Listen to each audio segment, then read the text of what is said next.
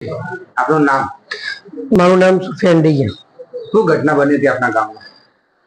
મારા ગામમાં આજથી 13 વર્ષ પહેલા એક બેન અસ્થિર મગજના હતા.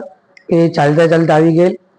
ત્યારબાદ કફલેડા ગામ ખાતે 2021 સુધી રહીને પછી અમદાવાદ ખાતે આશ્રમ, ત્યાંથી પછી યુપીના શામલીમાં એમણે ટ્રીટમેન્ટ કરાવી.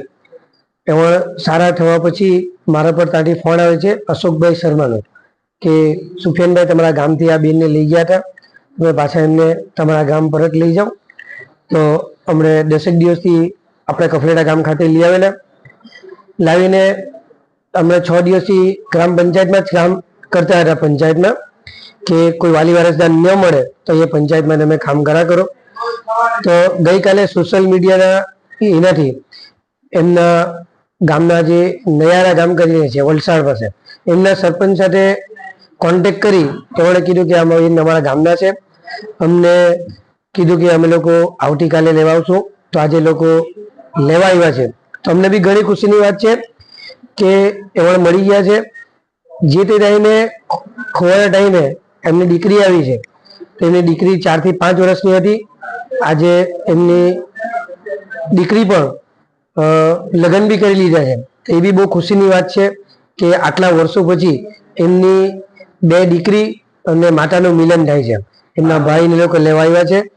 તો બહુ સારું કહેવાય. ને 12 વર્ષ પછી અસ્થિર મગજ હોવા પછી સારા કરીને ઘરે જવું એ બહુ સારી વસ્તુ કહેવાય.